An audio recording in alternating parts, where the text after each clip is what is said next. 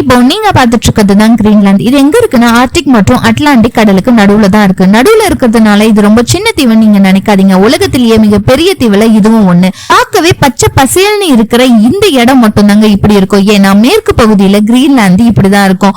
ஆனா மீறி இருக்கிற எல்லா இடத்துலயும் 80% அளவுக்கு பனியும் பனிப்பாறையும் நிறைஞ்சதா தான் இருக்கும். குளிர்காலத்துல -30 டிகிரி அளவுக்கு குளிருமாங்க. அதாவது ஐம்புலன்களும் உறைஞ்சு போற அளவுக்கு குளிர் எடுக்குமா. அதனாலதான் அதிகப்படியான மக்கள் இங்க வசிக்கவே இல்லையா.